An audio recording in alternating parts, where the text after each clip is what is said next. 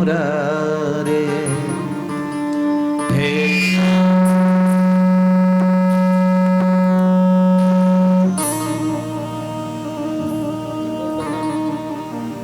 श्री कृष्ण गोविंद हरे मुरारे हे नाथ नारायण वासुदेव कृष्ण गोविंद हरे मुरारी हे नाथ नारायण वासुदेवा श्री कृष्ण गोविंद हरे मुरारी हे नाथ नारायण वासुदेव श्री कृष्ण गोविंद हरे मुरारी हे नाथ नारायण वासुदेवा श्री कृष्ण गोविंद हरे मुरारी हे नाथ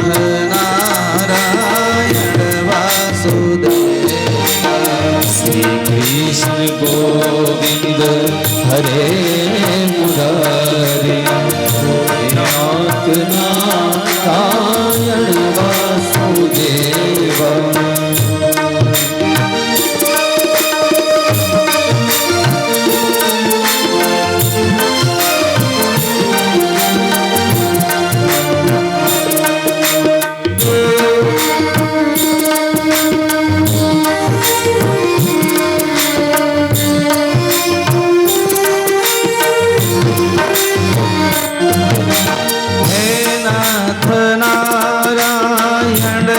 वासुदेव हे लक्ष्मी नारायण वासुदेव हे नाथ नारायण वासुदेवा हे लक्ष्मी नारायण वासुदेवा हे नाथ नारायण वासुदेव हे लक्ष्मी नारायण वासुदेव हे नाथ नारायण वासुदेवा हे लक्ष्मी नारायण वासुदेवा कृष्ण सभी भक्त हरे मुरारे हे नाथ नारायण वासुदेव कृष्ण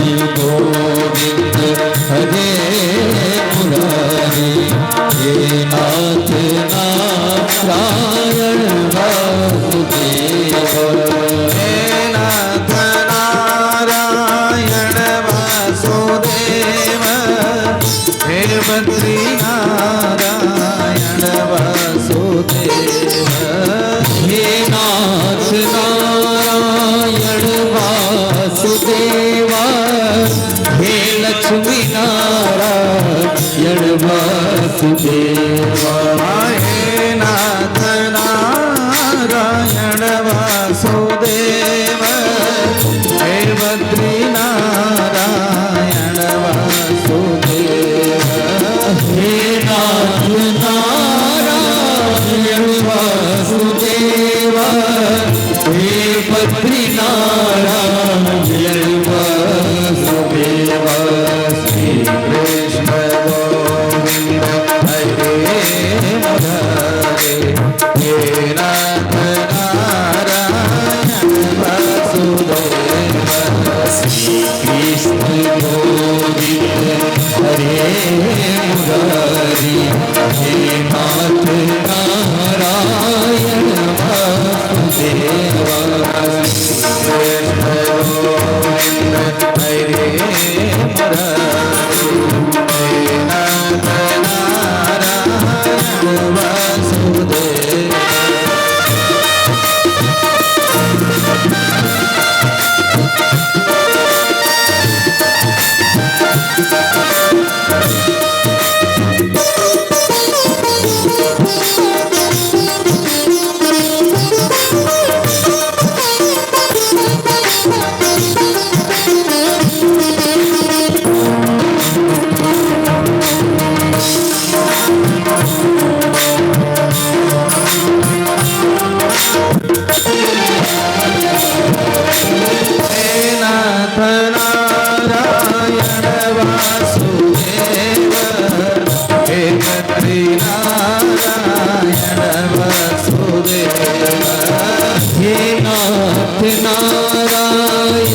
वासुदेवा हे बद्रीनारायण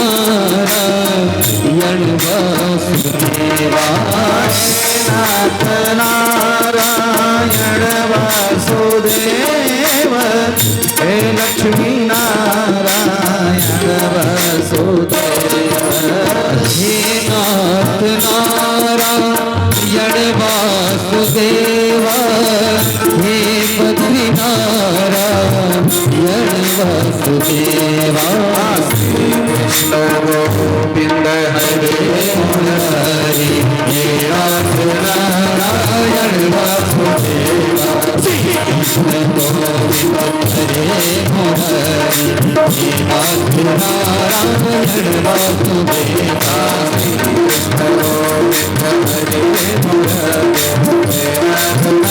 नारायण वासुदेव हे नाथ नारायण वासुदेवा हे नाथ नारायण वासुदेवा हे नाथ नारायण वासुदेवा हे नाथ नारायण वासुदेवा श्री कृष्ण गोविंद हरे मुरारी हे नाथ नारायण वासुदेवा श्री कृष्ण गोविंद हरे मुरारी हे नाथ नारायण वासुदेवा हे नाथ नारायण वासुदेवा हरे कृष्ण कृष्ण कृष्ण राधे राधे राधे कृष्ण कृष्ण कृष्ण राधे राधे राधे कृष्ण कृष्ण कृष्ण कृष्ण राधे राधे राधे कृष्ण कृष्ण कृष्ण राधे राधे राधे कृष्ण कृष्ण कृष्ण कृष्ण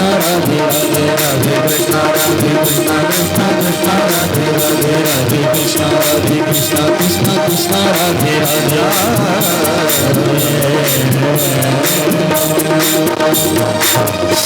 बोल भक्त वत्सल भगवान की जय हो।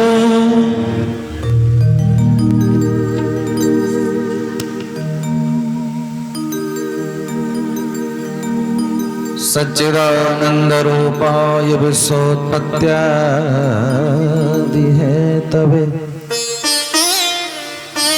तापत्रय विनाशाय श्री कृष्णाय वयं नुमः।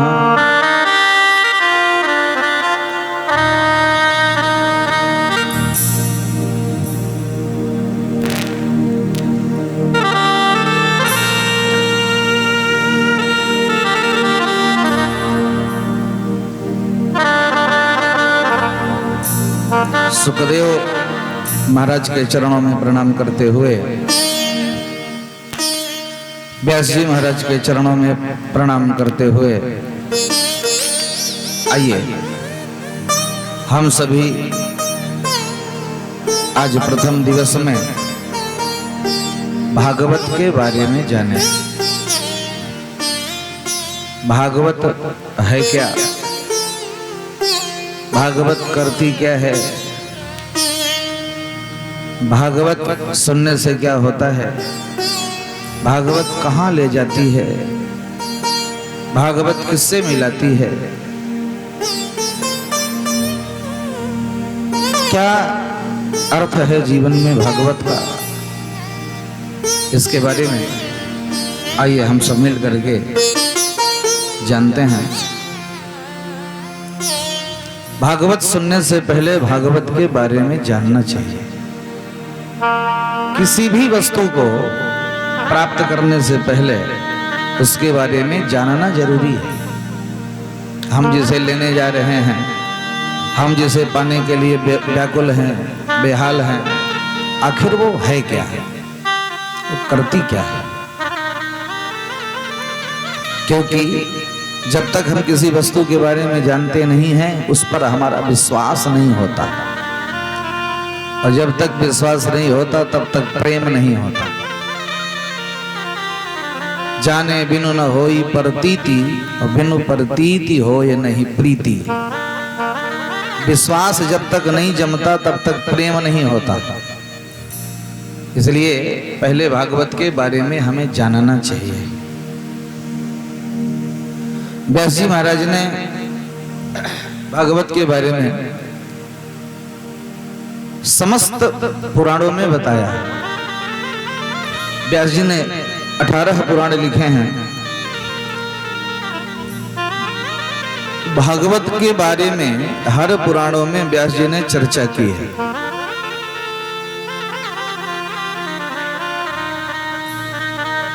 प्रारंभ में 6 अध्यायों में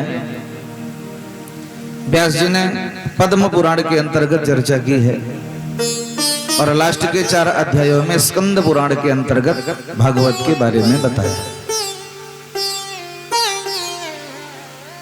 6 अध्यायों में भागवत के बारे में बताया गया।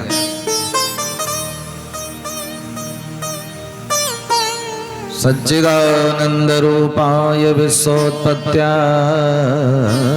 हेतवे तापत्रय विनाशाय श्री कृष्णाय वयं नुमः।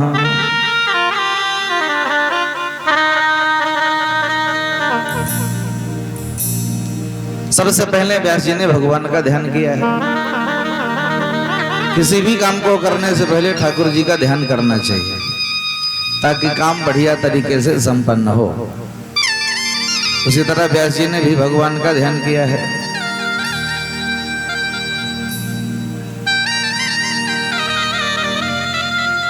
सच्चिदानंद रूपाय, भगवान का स्वरूप कैसा है, भगवान दिखते कैसे हैं? तो भगवान का जो स्वरूप है वो है सच्चिदानंद, सत चित आनंद। सत्य माने सत्य, सत्य जो भी है वो ठाकुर जी का स्वरूप है। भगवान के सिवा जगत में कुछ भी सत्य नहीं है, सब असत्य है। जो भी हमारी आपकी आंखों में दिखाई पड़ता है ये सब नाश होने वाला है। जो नाश होने वाला है वो दिखाई दे रहा है और जो दिखाई नहीं दे रहा है उसका कभी नाश नहीं होता। क्या नहीं दिखाई दे रहा है? ठाकुर जी।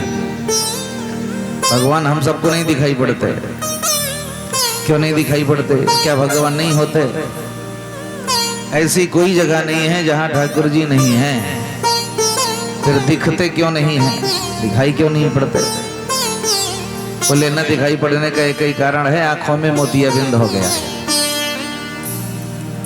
आंखों में पर्दा पड़ा है, जाला पड़ गया है और जब तक मोतियाबिंद का ऑपरेशन नहीं होगा तब तक दिखाई नहीं पड़ेगा। ऑपरेशन कहाँ होगा? किसी बढ़िया डॉक्टर से ऑपरेशन होगा। डॉक्टर बोले तो सदगुरु, अच्छे गुरु के द्वारा। जब आप अच्छे गुरु के पास जाओगे तो अच्छा गुरु जो आपकी माया रूपी पर्दा आंखों में पड़ा हुआ है उस माया रूपी पर्दा को हटाएगा। सतगुरु वचन वैद्य विश्वासा। सतगुरु का जो वचन होता है उसे विश्वास करके जीवन में स्वीकार करना चाहिए। उससे क्या होता है? गुरु के वचनों से माया छटती है, हटती है। और माया जब कम होगी, माया हटेगी हमारे जीवन से, तो हम भगवान को देख सकेंगे। हमारे और भगवान के बीच में ये माया ही पड़ी हुई है। माया हमारे और मायापति के बीच में मायावती पड़ी हुई है। जब तक मायावती नहीं हटेगी तब तक मायापति से मिलना नहीं होगा। मायावती कब हटेगी? जब तक अच्छा डॉक्टर नहीं मिलेगा, कोई अच्छा गुरु नहीं मिलेगा, तब तक ये हटने वाली नहीं है। माया का एक ही काम है, भगवान से दूरी बनाना। इस जगत में लगाती है, ठाकुर जी से दूरी करती है। तो हमें इससे बचने का एक ही उपाय है, गुरु अच्छा मिल जाए और अच्छे गुरु के अच्छे वचनों से हम जीवन को शुद्ध बना सकते हैं। भगवान का जो स्वरूप है वो सत्य स्वरूप है। हम सब जीवन में बोलने का प्रयास करते हैं सत्य, ऐसा नहीं है, लेकिन कभी कभी ऐसी सिचुएशन आ जाती है कि हमें झूठ बोलना पड़ता है। हो जाता है। हम चाहे कर भी सही नहीं बोल पाते, या कभी चाहे कर भी झूठ नहीं बोल पाते। ऐसी स्थितियां आ जाती हैं, बन जाती हैं। तो भगवान का जो स्वरूप है उसमें सत्य ही सत्य है, असत्य का लेस मात्र भी स्पर्श नहीं है। और हमारे आपके जीवन में झूठ ज्यादा है, सही कम है। और जब से ये मोबाइल चल गया और झूठ चल गया, बोलो राधे राधे। तो झूठ का सहारा हम सब ज्यादा लेते हैं, और भगवान के पास झूठ नहीं है। भगवान के पास झूठ नहीं चलता, कपट नहीं चलता। मोहि कपट छल छिद्र न भावा, भगवान कहते हैं। मुझे झूठ कपट और छल ये सब अच्छा नहीं लगता। तो भगवान का जो स्वरूप है वो सत्य स्वरूप है। और दूसरा भगवान का क्या स्वरूप है? दूसरा भगवान का चित्त स्वरूप है, ज्ञान स्वरूप है। ज्ञान भी भगवान का स्वरूप है। परमात्मा के पास अथाह ज्ञान है, जिस ज्ञान की हम लोग कल्पना तक नहीं कर सकते, वो ज्ञान ठाकुर जी के पास है। जिसके ज्ञान की सिंधु से एक भी बिंदु मिल जाए तो जीव अपने आप को धन्य समझने लगता है। हम सब थोड़ा पाए हुए हैं, 2-4 बूंद मिला हुआ है, और उसी में अपने आप को बहुत बड़े ज्ञानी समझता है। और उसके पास तो अथाह ज्ञान का समुद्र है, और उसी ज्ञान के समुद्र से वो अपने भक्तों को, अपने जीवों को ज्ञान प्रदान करता रहता है। और तीसरा स्वरूप है भगवान का आनंद स्वरूप। आनंद भी भगवान का स्वरूप है। हम लोग संसार में आनंद खोजते हैं, लौकिक सुख में आनंद खोजते हैं, और ये आनंद होता नहीं है, मिलता नहीं है। आनंद तो केवल और केवल भगवान के चरणों में मिलता है, भगवान के पास मिलता है। हम लोग उस हिरण की तरह हैं। आपने सुना होगा, हिरण के नाभि में कस्तूरी होती है, और जब वो कस्तूरी महकती है तो हिरण उस महक को पाने के लिए पूरे जंगल का चक्कर लगाता है, पूरे जंगल में घूमता है, पर उसे वो महक प्राप्त नहीं होती, वो खुशबू प्राप्त नहीं होती। क्यों नहीं होती? क्योंकि वो जंगल में थोड़ी है, वो उसकी नाभि में है, पर उसे इस बात का ज्ञान नहीं है, वो इस बात को जानता नहीं है, इसलिए पूरे जंगल में भटकता है। उसी तरह हम भी भगवान को पाना तो चाहते हैं, पर भगवान मिलेंगे कैसे, भगवान हैं कहाँ, इसका हमें ज्ञान नहीं है। इसके बारे में हम जानना नहीं चाहते, जानते नहीं हैं। अब सारा जीवन इस संसार रूपी जंगल में हम सब भटकते रहते हैं, कभी यहाँ से वहां, कभी वहां से वहां। तो परमात्मा को पाने का एक सरल तरीका है, भगवान का पाने के लिए, भगवान को पाने के लिए भगवान का बन जाओ, सब कुछ भगवान को समर्पित कर दो। प्रभु हमारा जो भी है वो सब आपका है, हमारा कुछ नहीं है। अरे शरीर हमारी नहीं है तो बाकी और क्या हमारा हो सकता है? तो जो कुछ दिया है ठाकुर जी आपने दिया है, और जो आगे दोगे वो आप ही दोगे। तो इसलिए हमारा अपना कुछ नहीं है, हमें तो बस आप अपने चरणों में बिठा लो, अपने आनंद के रस में रस सराबोर कर लो, और हमें कुछ नहीं चाहिए। तो जब तक समर्पण का भाव नहीं होगा तब तक भगवान की प्राप्ति नहीं होगी। भगवान को पाने के लिए जीव को समर्पित होना पड़ेगा। बोल भक्तवत्सल भगवान की जय हो। तो भगवान इस श्लोक में परमात्मा के स्वरूप, स्वभाव और प्रभाव को बताया गया। सच्चिदानंद रूपाय भगवान का स्वरूप है, सत्य स्वरूप, ज्ञान स्वरूप और आनंद स्वरूप। और भगवान का स्वभाव क्या है? विश्वोत्पत्त्यादि है तवे, संसार की उत्पत्ति आदि के कारण है ठाकुर जी। भगवान संसार को बनाते हैं भगवान संसार को चलाते हैं और भगवान संसार को मिटाता है। ठाकुर जी ही बनाते हैं और वही इसे चलाते हैं और वही इसे मिटाते हैं। यही उनका स्वभाव है। जैसे बच्चा होता है, बच्चा मिट्टी का खिलौना बनाता है, खिलौने से खेलता है और उसे तोड़ देता है। उसी तरह ठाकुर जी संसार को बनाते हैं, इससे खेलते हैं और अंत में इसे नष्ट कर देते हैं। यही भगवान का स्वभाव है। और भगवान का प्रभाव क्या है? तापत्रय विनाशाय। 3 प्रकार के जो ताप होते हैं जीव के जीवन में, आधि दैविक, आधि भौतिक, आध्यात्मिक। दैहिक, दैविक और भौतिक, ये 3 ताप होते हैं और जीव इन्हीं तापों से दुखी रहता है जीवन भर। कभी दैहिक ताप से, कभी दैविक ताप से, कभी भौतिक ताप से। दैहिक, दैविक, भौतिक क्या है?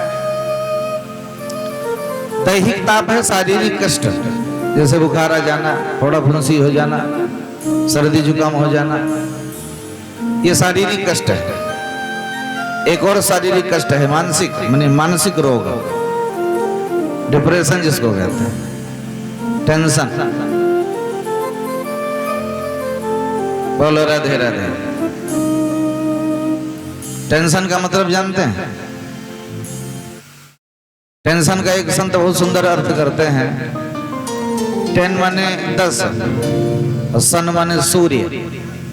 एक सूरज तपता है मई जून में तो आतंक फैला देता है, और जिसके दिमाग में 10 सूर्य तप रहे हों, बताओ उसका क्या हाल होगा। तो टेंशन करने से शरीर नष्ट होता है। चिंता से चतुराई घटे।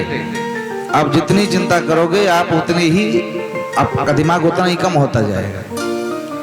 तो इसलिए चिंता नहीं करना चाहिए जीव को कभी। करना क्या चाहिए? चिंतन करना चाहिए। चिंता न करके ठाकुर जी का चिंतन करना चाहिए। भगवान का आप चिंतन करोगे तो भगवान का चिंतन आपको भगवान के पास ले जाएगा, भगवान से नजदीकी बनाएगा। इसलिए तापत्रय विनाशाय, 3 प्रकार के जो ताप हैं उनको भगवान नष्ट करते हैं। केवल नाम मात्र से, भगवान का नाम लेने मात्र से कष्ट कम हो जाता है, दुख कम हो जाता है, नष्ट हो जाता है। नाम लेत भव सिंधु सुखाई, नाम लेत भव सिंधु सुखाई, नाम लेत भव सिंधु सुखाई, नाम लेत भव सिंधु सुखाई, नाम लेत भव सिंधु सुखाई, नाम लेत भव सिंधु सुखाई,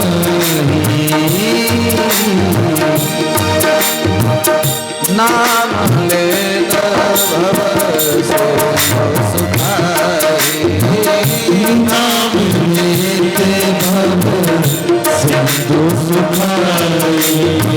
सो जाऊं सोना हूँ सुजाना, करो मन मानी,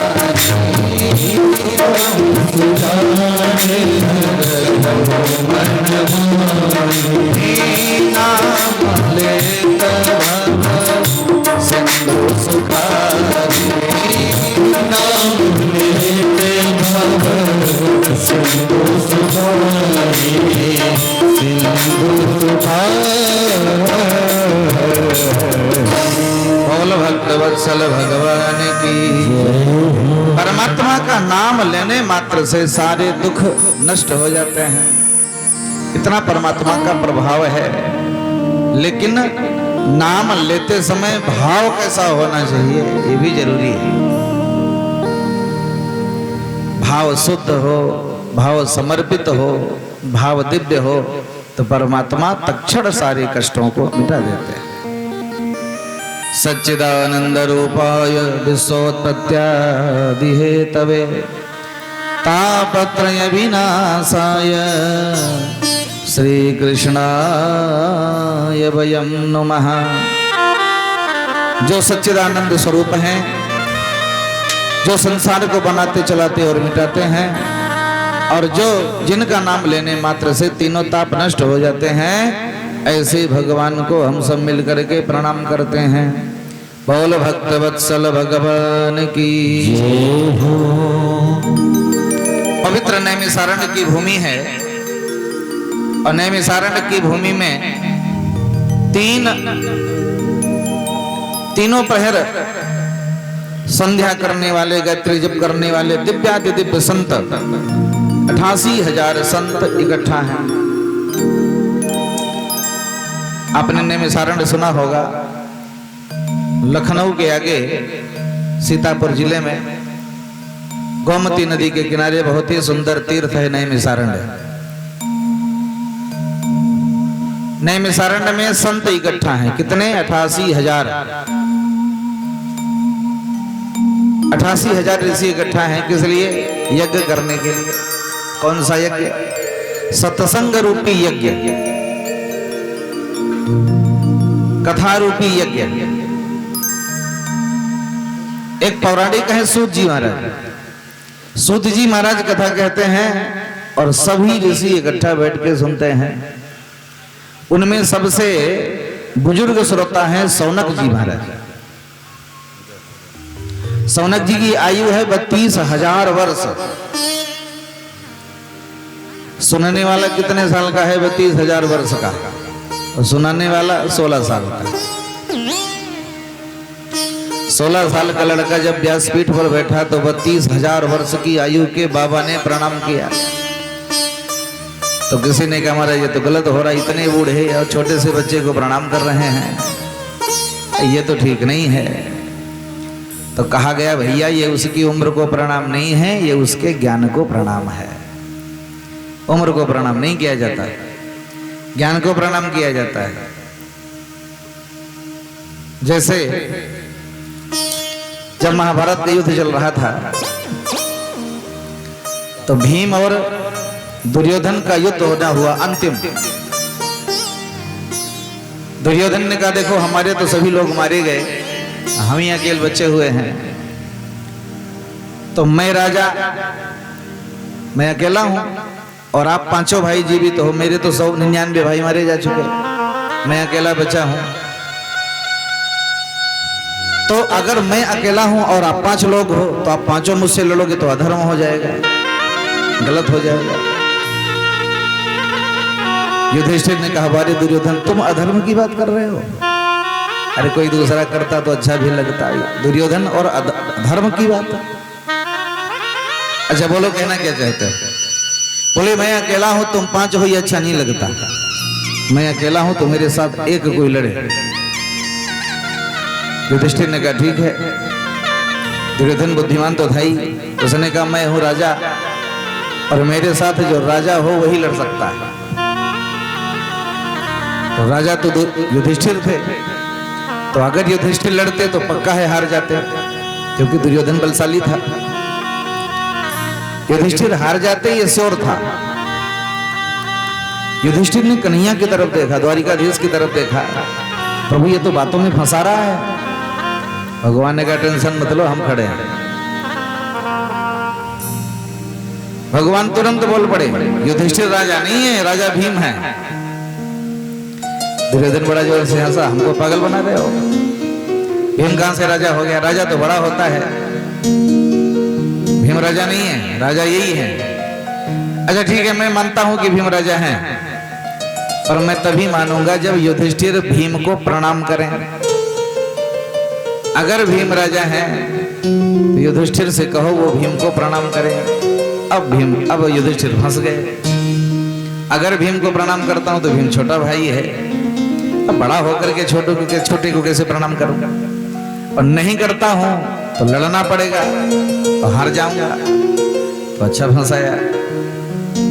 फिर युधिष्ठिर ने भगवान की तरफ देखा, ठाकुर जी ये तो अच्छा फंसा लिया।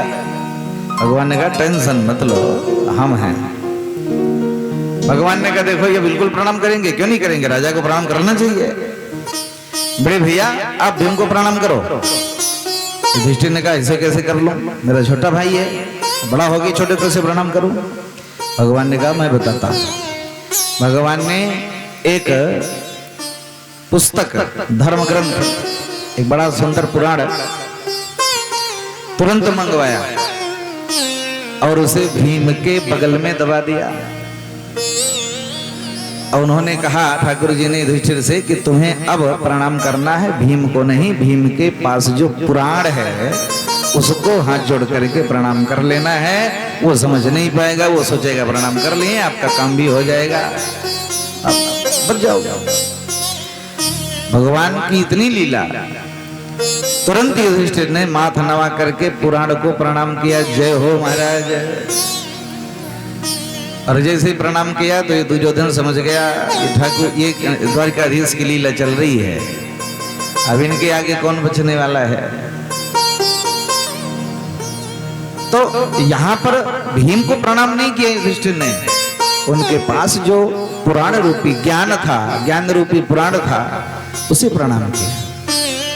उसी तरह यहां 16 साल के लड़के को प्रणाम नहीं किया जा रहा है, उस 16 साल के बच्चे में जो ज्ञान का भंडार है, उस ज्ञान को प्रणाम किया। प्रणाम करके बैठ गए। हाथ जोड़ करके सौनक जी महाराज ने सूत जी से पूछा, अब देखो नैमिषारण्य में बरगद के नीचे कथा हो रही है। पहले के जमाने में संत महात्मा जब भी कथा करते थे बरगद के नीचे करते थे। जितनी बड़ी बड़ी कथाएं हुई हैं सब बरगद के नीचे हुई है।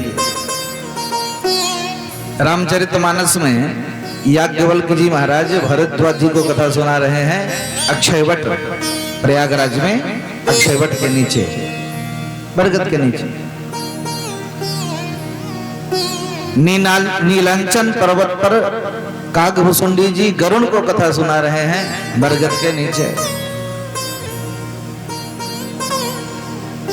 और सुखदेव बाबा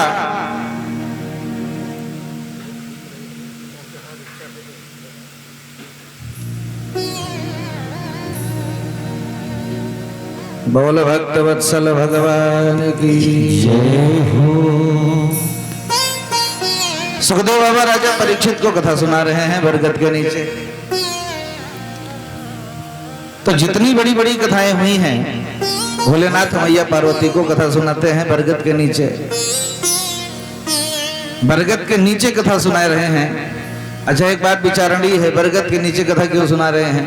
और तो तमाम वृक्ष होते हैं, तो बरगद को ही क्यों चुना? इसका क्या मतलब है? आपने देखा होगा कि बरगद का जो वृक्ष होता है बड़ा विशाल होता है और उसकी जड़ें बड़ी दूर दूर तक फैली होती हैं।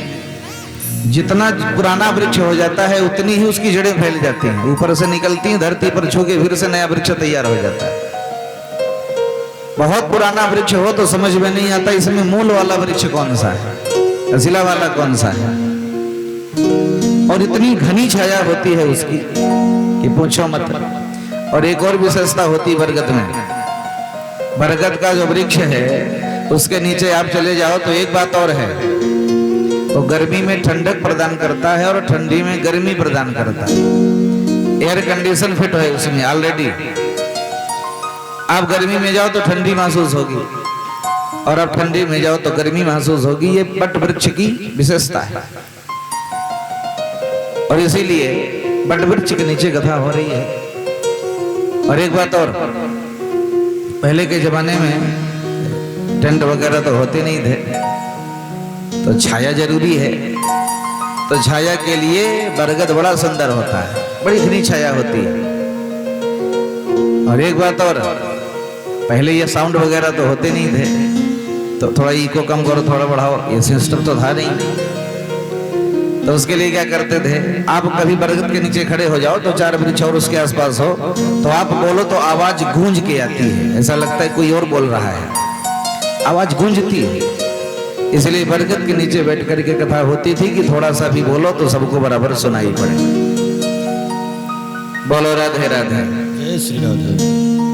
अब राधे राधे तो बोलना पड़ेगा भाई, देखो अब यहाँ बैठ रहे हैं तो इतना तो करना पड़ेगा। बोलो राधे राधे। बरगद के नीचे कथा हो रही है और सौनक जी महाराज ने सूत जी से प्रश्न किया। अज्ञान ध्वांत विध्वंस कोटि सूर्य समप्रभ सोताख्या ही कथा सारम मम कर्ण रसायनम। हे प्रभु, आप कोई बढ़िया सी कथा सुनाइए कि हमारे कानों को अच्छी लगे और हमारा अज्ञान भी नष्ट हो जाए। कथा वो होनी चाहिए जो अच्छी लगे सुनने में और कल्याण भी करे। बहुत अच्छी ही लगे ये ठीक नहीं है, केवल अच्छी लगे फायदा कुछ ना हो, कल्याण ना हो। जैसे एक रोगी डॉक्टर के पास गया, वैद्य के पास, पहले वैद्य होते थे तो वैद्य के पास गया और वैद्य जी से कहा, वैद्य जी आपने पिछली बार जो दवा दी थी बड़ी कड़वी थी, थोड़ा सा कुछ ठीक ठाक दीजिए ताकि खाया जा सके। तो वैद्य जी बढ़िया दवा दी और दवा देने के बाद कहा, भैया अगर कड़वी लगे तो थोड़ी सी शहद मिला लेना, प्रेम से चाट लेना तो खा सकोगे। अब वो व्यक्ति गया लेके दवा और दवा लेके गया और शहद मिलाया तो शहद बड़ी अच्छी लगी उसे। तो उसे वो क्या करने लगा, दवा कम शहद ज्यादा डालने लगा। दवा इतनी सी ढेर सारी शहद। अब पता चला बीमारी ठीक है नहीं भाई। डॉक्टर के पास फिर से आया, साहब वो बीमारी तो नहीं ठीक भाई, क्या करते थे? तो बोले साहब इतनी सी दवा डालता था, इतनी सारी शहद है। वैद्य ने खूब डांटा, पागल, स्वाद ले रहा था तो कहां से दवा काम करेगी? अरे मैंने तो ये कहा था कि अगर मान लिया न खा सको तो थोड़ी सी मिला लेना तो सच चाट लोगे, लेकिन तुम तो केवल दवा को पीछे कर दिए, शहद चाटने लगे तो कहां से फायदा करेगी? तो दवा ऐसी हो कि अच्छी भी लगे और उसका फायदा भी हो। तो कथा महाराज ऐसी सुनाइए कि अच्छी लगे सुनने में, समझ में भी आवे। और 7 दिन सुने, अब पता ना चला कि कहाँ सुने। जैसे एक जगह कथा भाई और 7 दिनों तक कथा भाई और 7वें दिन पंडित जी की जब विदाई भाई तो जजमान जी छोड़ने गए गांव के बाहर तक, नहर तक। चलो छोड़ दिया जाए पंडित जी को। पंडित जी को छोड़ने गए तो पंडित जी ने सोचा जजमान से एक बार पूछ ले कथा कैसी लगी। बच्चा कथा कैसी लगी, समझ में आया? हाँ महाराज आया। बोले कोई गड़बड़ी है क्या, कोई डाउट है क्या, कोई शंका हो तो भी पूछ लो। नहीं महाराज और तो सब ठीक है पर एक समस्या है। क्या समस्या है? बोले महाराज ये समझ में नहीं आया कि राम राक्षस था कि रावण। पंडित जी ने माथा पकड़ लिया, हे भगवान, बच्चा न राम राक्षस था न रावण राक्षस था, मैं जो 7 दिन चिल्लाया। बोलो राधे राधे। तो कथा 7 दिन भई पर जजमान के समझ में नहीं आया कि राम राक्षस था कि रावण। तो कथा ऐसी हो कि कम से कम समझ में तो आवे और समझ के साथ साथ कल्याणकारी होनी चाहिए। मम कर्ण रसायनम, कानों को भी अच्छी लगे और जीवन में भी अच्छा काम करे। इसलिए महाराज बढ़िया कथा सुनाई है। अज्ञान ध्वांत, मेरा जो हृदय है ना, मेरे इस हृदय में अज्ञान रूपी अंधकार भरा पड़ा है और ये तब तक नहीं जाएगा, ये अंधकार तब तक नष्ट नहीं होगा जब तक सूर्य की किरणें नहीं आएंगी। अंधकार तब तक नहीं जाता जब तक भगवान सूर्य नहीं निकलते। सूर्य की जब तक प्रचंड मार्तंड की जब तक प्रचंड किरणें नहीं आती तब तक अंधकार नष्ट नहीं होता। उसी तरह हमारे हृदय में अज्ञान का अंधकार भरा हुआ है, तो ये तब तक नहीं जाएगा जब तक गुरु की वचनों की किरणें नहीं आएंगी। आपके पास करोड़ों सूर्य के बराबर प्रकाश रूपी ज्ञान है, तो आप उस ज्ञान की किरणों से हमारे हृदय की अज्ञानता को नष्ट कर दीजिए, क्योंकि आपके ऊपर गुरु की कृपा है और जिसके ऊपर गुरु की कृपा होती है उसका जीवन सुधर जाता है, दिव्य बन जाता है। एक कथा हम आपको बताएं। एक बहुत अच्छे संत थे, विद्यालय चलाते थे, गुरुकुल चलाते थे।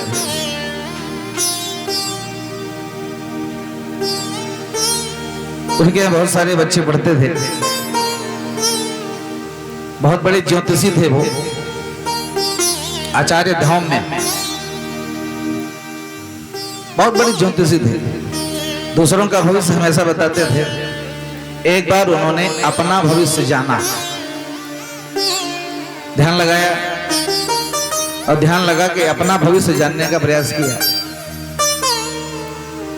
तो जैसे उन्होंने अपना भविष्य जाना तो पागल हो गए, क्योंकि उन्होंने जैसे ही अपना भविष्य देखा तो पागल हो गए, क्योंकि उनके भविष्य में यह लिखा हुआ था कि अगले 2 महीने बाद आपके ऊपर ग्रह दशा बदल रही है और इतनी खराब ग्रह दशा आ रही है कि आप पागल हो जाओगे। जब उन्होंने अपना भविष्य जाना कि 2 महीने बाद मैं पागल हो जाऊंगा, और 2-4 दिनों के लिए नहीं, 2-4 महीनों के लिए नहीं, 2-4 वर्षों के लिए नहीं, 12 वर्ष तक पागल रहूंगा। जब रिसीवर ने ये जान लिया तो उन्हें लगा कि अब गड़बड़ हो जाएगा।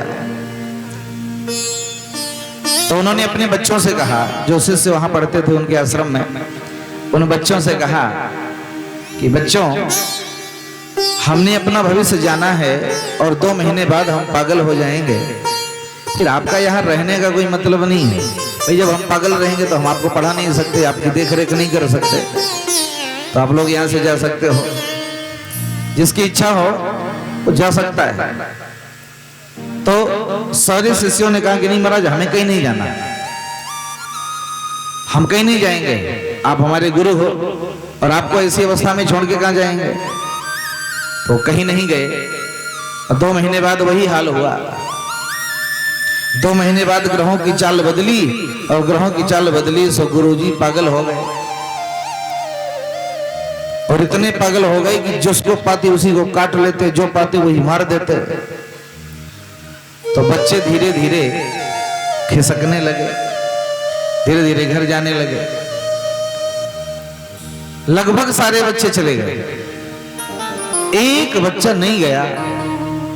उसने कहा कि मैं गुरु को ऐसी हालत में छोड़ के नहीं जाऊंगा, इन्होंने मुझे ज्ञान दिया है और आज इनको सेवा की जरूरत है, तो मैंने छोड़ के चला जाऊं, मैं नहीं जाऊंगा। और वो मार खाते हुए भी, डांट खाते हुए भी गुरुजी की सेवा करता रहा। और गुरुजी ने 12 वर्ष तक पागल रह करके उसे मारा, तमाम ताड़ना दी, लेकिन वो गुरु को छोड़ के नहीं गया। 12 साल बाद जब गुरुजी ठीक हुए, ग्रहों की चाल जब फिर बदली, तो पूरी तरह से वो स्वस्थ हो गए। और स्वस्थ होने के बाद उन्होंने बेटे से पूछा, उस चेले से पूछा, शिष्य से, कि बेटा बाकी कहाँ गए? बोले गुरु बाबा बाकी सब छोड़ के चले गए, हम ही अकेले बचे हैं। वो कौन थे? वो थे महाराज संदीपनी। बड़े प्रसन्न भये, बेटा तुमने ऐसी हालत में मेरी सेवा की है, गुरु को छोड़ के तुम नहीं गए, तो मैं तुम्हें वरदान देता हूं कि बेटा तुमने मुझ गुरु की सेवा की है, तो एक दिन ऐसा आएगा कि भगवान तुम्हारी सेवा करेंगे, भगवान तुम्हारे चरण दबाएंगे, भगवान तुम्हारी सेवा करेंगे। और वही संदीपनी गुरु के यहाँ भगवान श्री कृष्ण पढ़ने गए, और जिस समय वो चरण दबाने लगे उस समय उनको गुरु की याद आ गई। धन्य है गुरु बाबा, आपने वचन दिया था, वरदान दिया था, आज भगवान मेरे चरण दबा रहे हैं, कितना बड़ा सौभाग्य। तो कहने का तात्पर्य है प्यारे, कि जिसके जीवन में गुरु की कृपा आ गई उसका जीवन बढ़िया बन जाता है। सुखदेव बाबा ने भी गुरु का ध्यान दिया है, व्यास जी ने भी गुरु की कृपा प्राप्त की है। जीवन में सबको गुरु की कृपा प्राप्त होती है, करना चाहिए। अगर मान लिया नहीं होती तो हमारा कर्तव्य है गुरु बनाना, गुरु के वचनों को मानना, गुरु की कृपा प्राप्त करना, ये हम सबका कर्तव्य होता है। सूत जी महाराज से सौनक जी कहते हैं, आपके ऊपर गुरु की बड़ी कृपा है, इसलिए महाराज कोई ऐसी प्यारी कथा सुनाइए जिससे हमारा जीवन बदल जाए। तब सूत जी महाराज बोले, काल ब्याल मुख ग्रास त्रास निर्णास है, तबे श्रीमद्भागवतं शास्त्रम् कलौकीरेण भासितम्। महाराज, काल रूपी ब्याल मुंह फैलाए बैठा है। काल रूपी ब्याल, काल रूपी सांप मुंह फैलाए बैठा है और सब बारी बारी से उसके गाल में समाते चले जा रहे हैं। बारी बारी से सबका नंबर लगा हुआ है। संसार का मतलब क्या होता है? संसारतीति संसार है, जो धीरे धीरे खिसक रहा है, धीरे धीरे चल रहा है, वही संसार है। तो सब बारी बारी से उस काल के गाल में समाते चले जा रहे हैं। तो महाराज, कुछ ऐसा उपाय बताइए कि काल के गाल में न जाना पड़े, काल के कवलित होने से बचने का कोई बढ़िया उपाय बताइए। तब उन्होंने बताया, महाराज, काल के गाल से बचने का एक सुंदर उपाय है। क्या? बोले श्रीमद् भागवत महापुराण से आप काल के गाल में जाने से बच जाओगे। तो क्या भागवत सुनने के बाद मरना नहीं पड़ेगा? भाई मरना तो पड़ेगा। आया है सो जाएगा राजा रंक फकीर, मरना तो सबको है। शरीर जिसने धारण किया है उसे शरीर छोड़ना पड़ेगा। हम आप तो मनुष्य हैं, भगवान को भी शरीर लेने के बाद यहाँ छोड़ के जाना पड़ा, तो शरीर तो छोड़ना पड़ेगा, मरना तो पड़ेगा। पर एक बात है, मरना पड़ेगा पर मरने का कष्ट नहीं होगा। मरने से डरेंगे नहीं। जैसे आप देखो, जो संत ज्ञानी हो जाते हैं तो संत जंगलों में घूमते रहते हैं, गुफाओं में पड़े रहते हैं, उन्हें मरने का डर नहीं होता।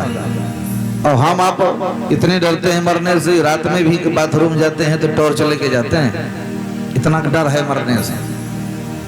पर गुफाओं में पड़े संत मरने से निश्चिंत है, उन्हें भय नहीं है, उन्हें कोई खतरा नहीं है। तो मरना तो पड़ेगा पर मरने का डर खत्म हो जाता है भागवत सुनने के बाद।